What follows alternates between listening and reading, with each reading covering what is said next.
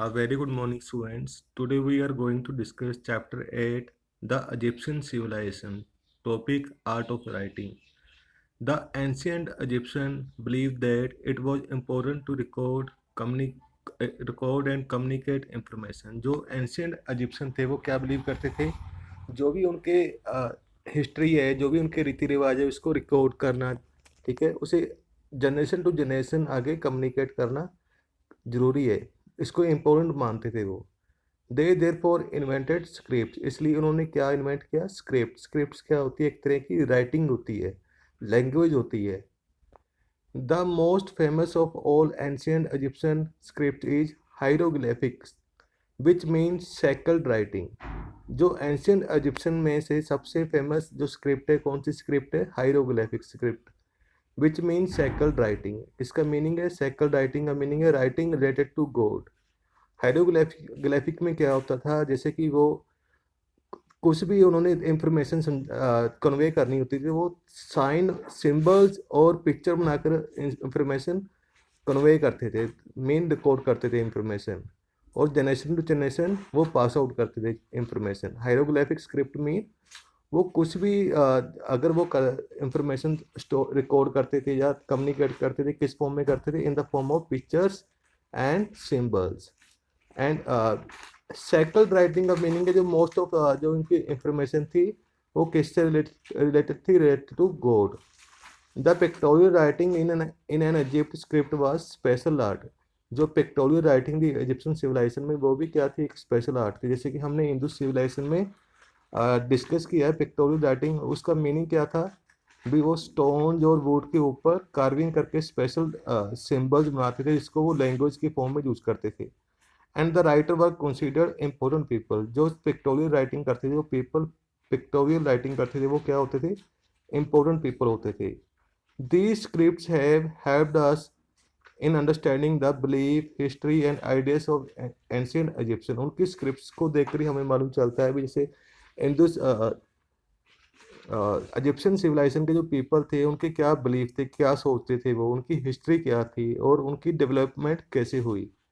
These scripts were written on the walls of temples, on the walls of tombs, and also on the leaves of plant called papyrus.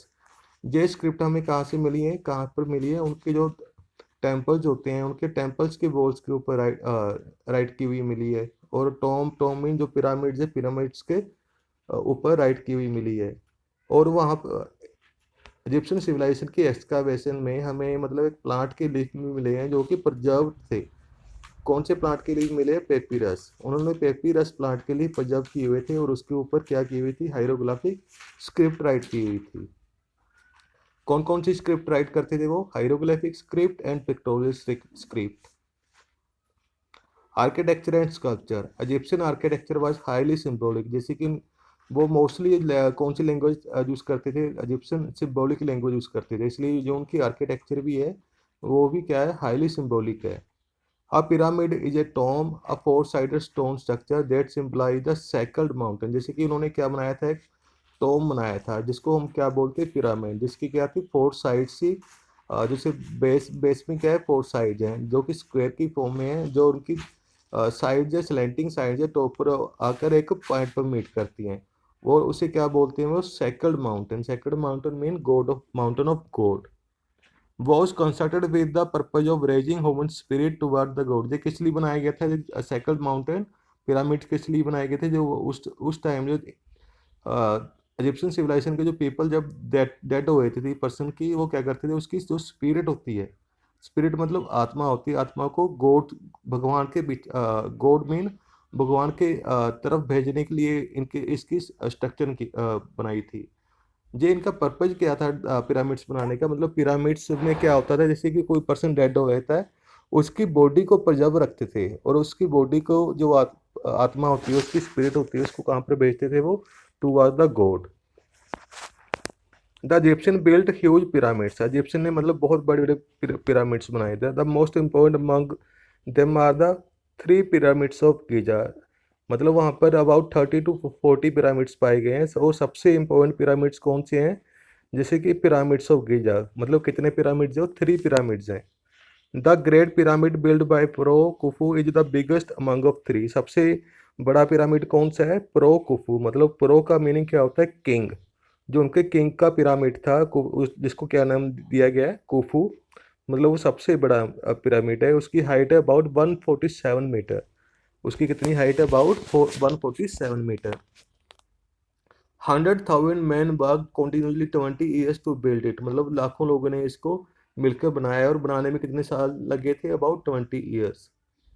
Thousands of blocks of huge stones cut into different shapes and are fitted carefully and skillfully मतलब बड़े ये जिस मतलब pyramids किससे बनाया गया? Stone को cut करके बनाया गया है, ठीक है।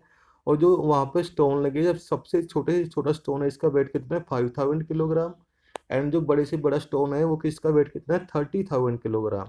इसको देखकर मालूम चलता है कि जो वहाँ पर काम करने वाले पीपल थे वो बहुत ज़्यादा स्किलफुली पीपल थे, और उसको उन्होंने बड़ी केयरफुली उसको फिट किया है, स्टोन्स को फिट किया है। It is the one of the 7 wonders of ancient world. जैसे कि पिरामिड्स ऑफ गीजा को 7 वंडर्स ऑफ द वर्ल्ड में माना जाता है। Seven pyramids of Giza world के 7 वंडर में से सबसे ओल्डेस्ट वंडर है ये।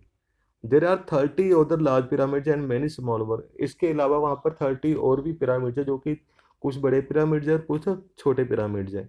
Egyptian build the Spinks which is another Marvel of their architecture. और इजिप्शियन सिविलाइजेशन में और सबसे फेमस आर्किटेक्चर कौन सी है? स्पिंक्स। स्पिंक्स क्या है? The great Spinks of Giza is sculpture with A lion body and human head. जो great Spinks of Giza एक तरह की वो भी स्कल्पचर है, जिसमें क्या है? हेड किसका है? ह्यूमन का है। और बॉडी किसकी है? लोआइन की है। और एक सिंगल पत्थर को काट के बनाया गया, सिंगल स्टोन को काट कर बनाया गया है। It is more than 4,000 years old and the most famous emblem of Egypt. ये मतलब पिरामिड्स ऑफ गीजा कितना पुराना है?